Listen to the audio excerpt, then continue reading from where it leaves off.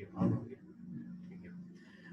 Bismillahirrahmanirrahim. So now we will talk about if any patient comes to you with an unconscious state. अच्छा, ये जो presentation है is a bit tricky क्योंकि इस presentation में मैं आपको ये नहीं बता रहा हूँ कि पेशेंट्स को एग्जामिनेशन क्या करना है, लेकिन इसमें बेसिकली मैं आपको ये बताना चाह रहा हूँ कि अगर एक पेशेंट अनकॉन्शियस स्टेट में आता है तो उसके इसको न्यूरोलॉजिकल एग्जामिनेशन आप कैसे करेंगे, उसको कैसे हैंडल करेंगे। क्योंकि न्यूरोलॉजिकल एग्जामिनेशन जो मेजर पार्ट जो न्यूरोलॉजिकल एग्जामिनेशन का है वो यार एक मिनट, प्रेजेंटेशन कहाँ है, चैट खोल लेना।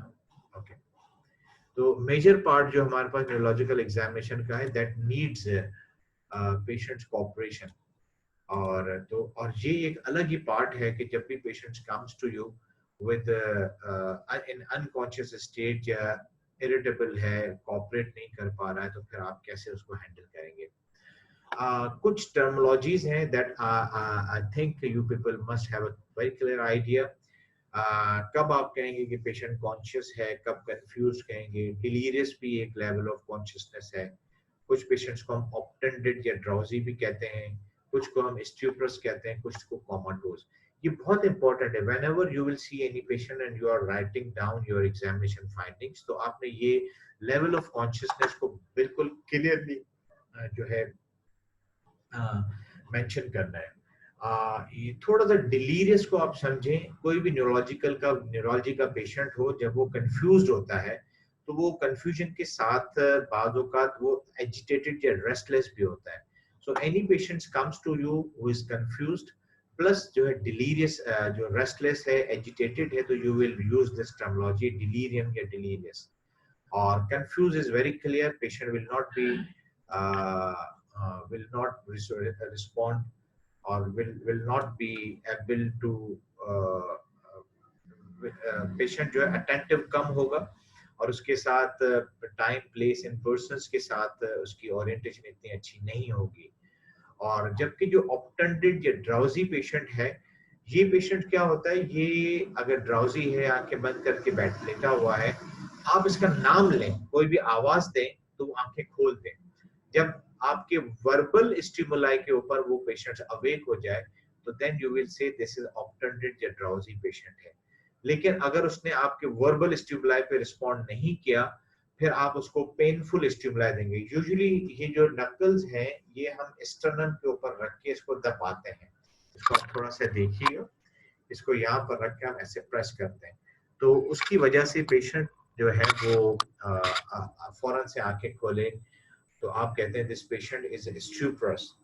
और अब कोमाटोज क्या है, ना वो वर्बल स्टिमुलाई पे रिस्पॉन्ड करता है, ना पेनफुल स्टिमुलाई पे रिस्पॉन्ड करता है, तो then you can label it as a comatose patient, right. तो इसको क्लियर आप टर्मिनोलॉजीज को समझ लीजिएगा। नाउ इट्स वेरी इम्पोर्टेंट कि कॉन्शियसनेस जो हमारी होती है, ये बस एक बेसिक कॉन्सेप्ट है। वो ये है कि हमारे पास ब्रेन के अंदर, स्पेशली ब्रेन स्टेम के अंदर, और ब्रेन स्टेम में भी जो कोन्स का एरिया है, उसके अंदर हमारे पास एक एरिया होता है, उसको हम कहते हैं रेटिकुलर फॉर्मेशन एरिया, या उसको एसेंडिंग रेटिकुलर एक्टिवेशन सिस्टम। ये वो सिस्टम है जो कि हमें अलर्ट करके रखता है। अगर इस जगह पर कोई पैथोलॉजी आई है, जैसे कि स्ट्रोक हो जाते हैं, ब्लीड हो जाते हैं, इन्फेक्शन हो गए इस एरियाज के, तो उसमें patient use to get drowsy या स्टूपरस या कोमाटोज हो सकता है। इसी तरह सेरेब्रल हेमिस्फीयर अगर इन्वॉल्व हो जाए, हाइपोक्सिक इवेंट हुआ है पेशेंट को, डिफ्यूज सेरेब्रल इंजरी है हाइपोक्सिया की वजह से, तो उसमें भी पेशेंट ड्राउजी होता है। तो consciousness basically entirely depend on the cerebral hemisphere function और intense brain stem, क्योंकि ये रेटिकुलर फॉर्मेशन एरिया जो है वो यहाँ काम कर रहा होता है। और इसमें थोड़ी सी भी डिस्टर्बेंस अगर हो जाए तो पेशेंट जो है वो ड्राउजी, स्टूपरस या कोमाटोज स्टेट में चला जाता है। कौन सी कंडीशंस हैं जिसमें पेशेंट अनकॉन्शियस हो जाता है, स्टूपरस या कोमाटोज हो जाता है?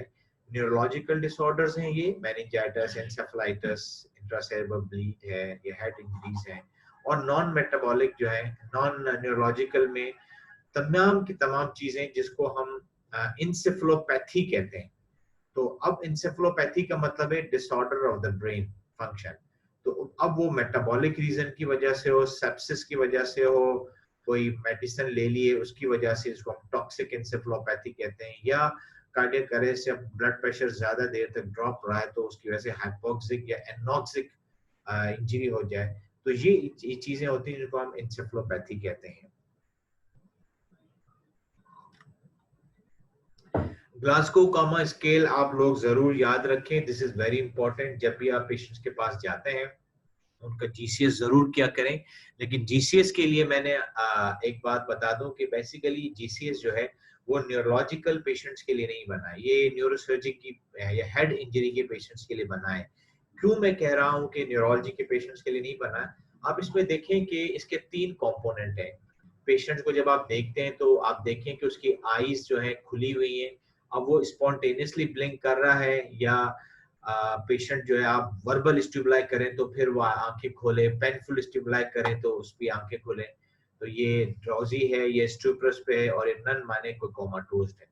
इसी तरह जो मूवमेंट है आप उस पेशेंट को कमांड देते हैं, जब कमांड दें और पेशेंट उसको फॉलो करे तो फिर आप कहते हैं कि हाँ पेशेंट जो है वो कमांड फॉलो कर रहा है। इश्यू सिर्फ कहाँ आता है, ये वर्बल है, पेशेंट जो है आप बात कर रहे हैं उसे ओरिएंटेड है, कंफ्यूज्ड है। इश्यू सिर्फ ये आता है कि ये मूवमेंट और वर्बल कमांड जो है ये हमारे न्यूरोलॉजी की कुछ डिसऑर्डर्स हैं, जैसे कि मिडिल सेरेब्रल आर्टरी का जो स्ट्रोक होता है लेफ्ट साइड का, उसमें आपको पता है कि पेशेंट की कंप्रीहेंशन अफेक्ट हो जाती है, पेशेंट की ओरिएंटेशन अफेक्ट होती है, तो उस वजह से पेशेंट बाजार स्पॉन्टेनियसली आंखें खोल के बैठा हुआ है, इधर उधर भी देख रहा होता है, लेकिन जब आप कहते हैं उसको कोई कमांड देते हैं तो वो कमांड फॉलो ही नहीं करता।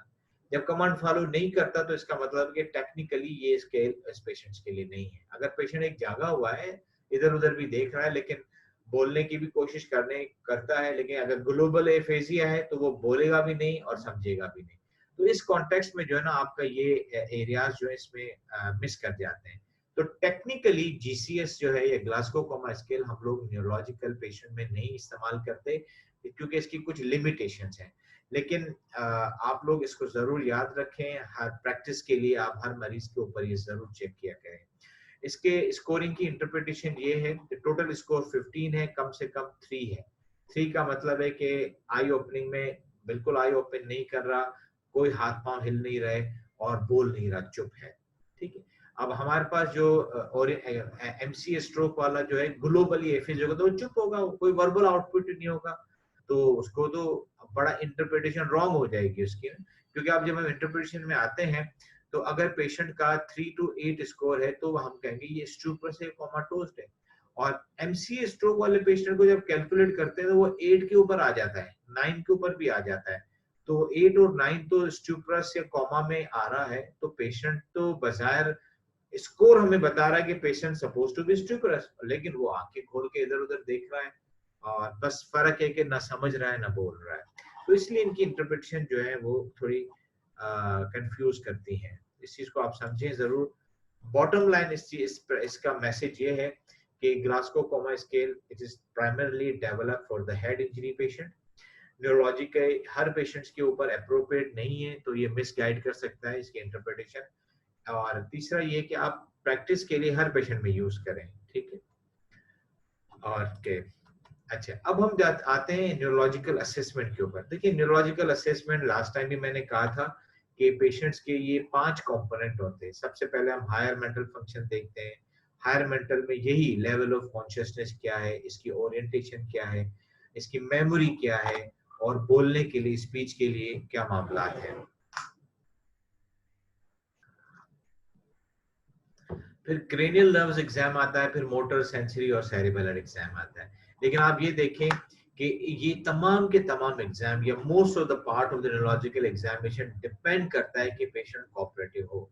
अगर अनकोऑपरेटिव नहीं होगा तो आप ये एग्जाम्स कुछ हद तक तो परफॉर्म करेंगे बट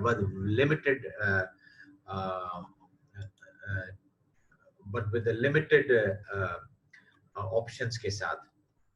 तो लेट्स बिगिन कि ये इन 5 में से हम क्या क्या कर सकते हैं। अगर पेशेंट अनकॉन्शियस है, स्ट्यूप्रस है या कोमाटोज्ड है, कोऑपरेट बिल्कुल नहीं कर रहा, तो ये 5 कंपोनेंट से हम क्या क्या कर सकते हैं। देखिए हायर लेवल में जो चीज है सिर्फ आप इसके ऊपर कमेंट कर सकते हैं कि लेवल ऑफ कॉन्शियसनेस क्या है।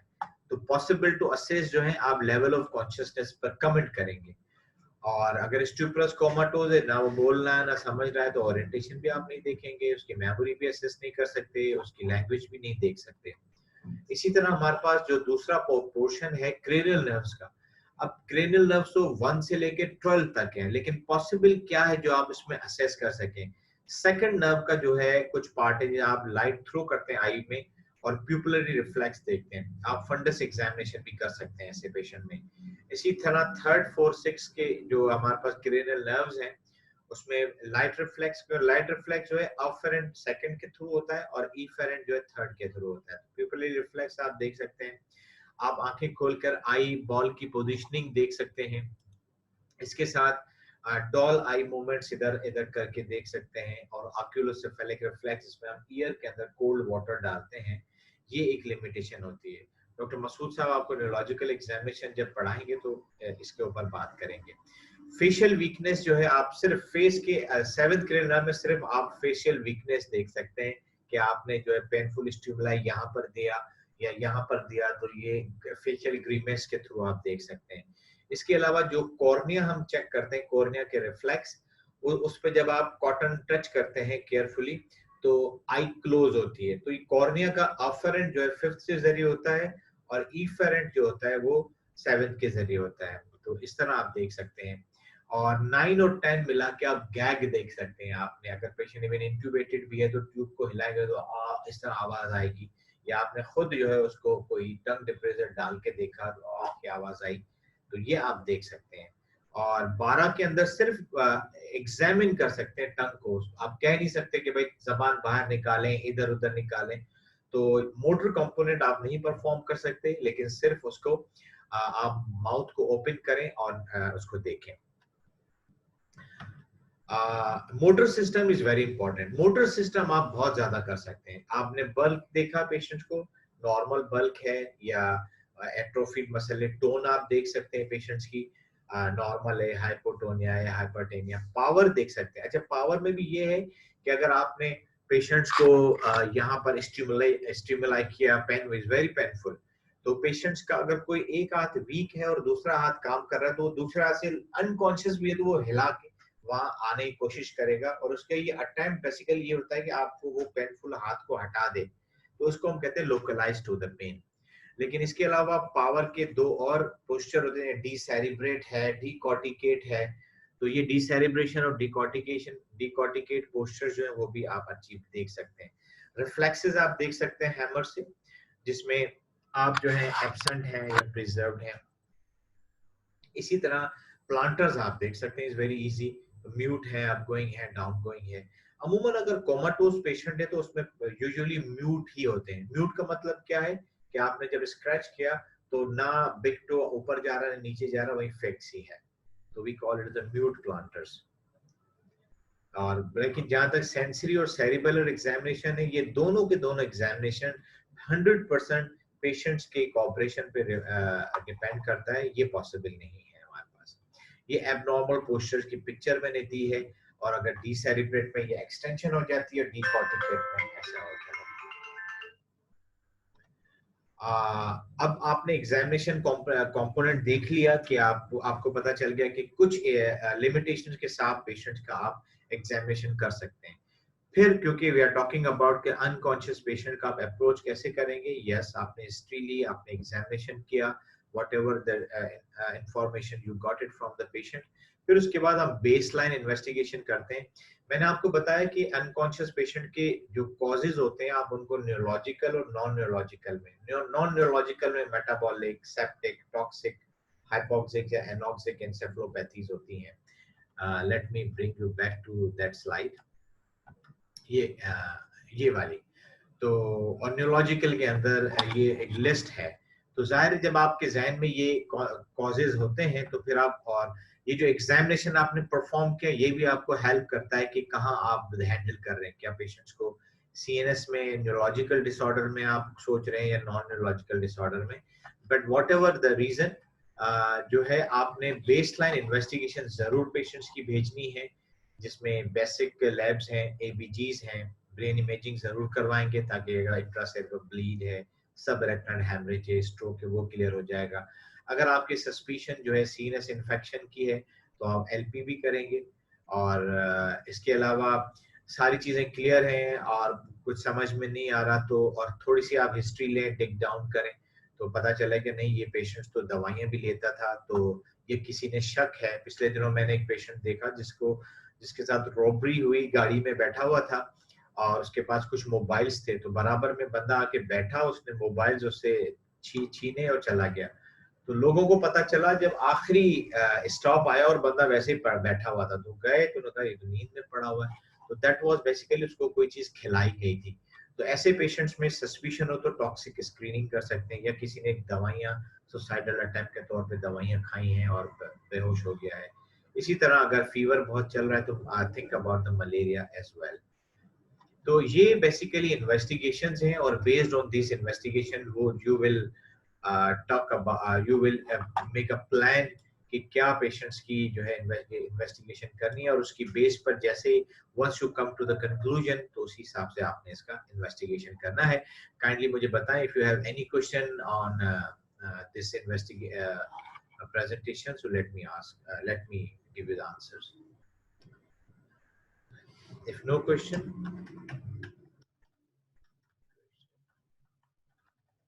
let me know.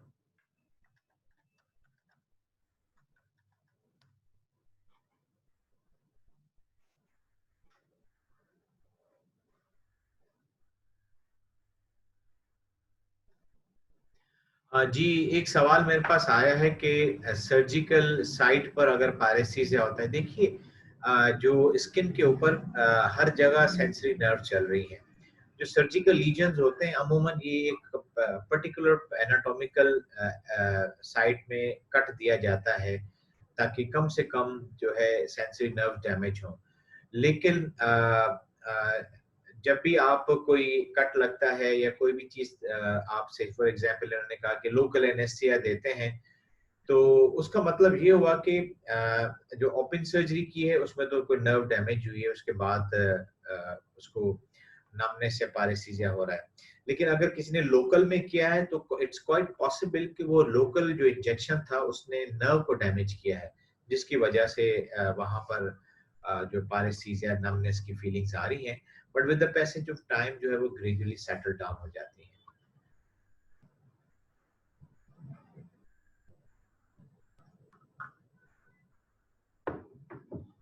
Stop sharing.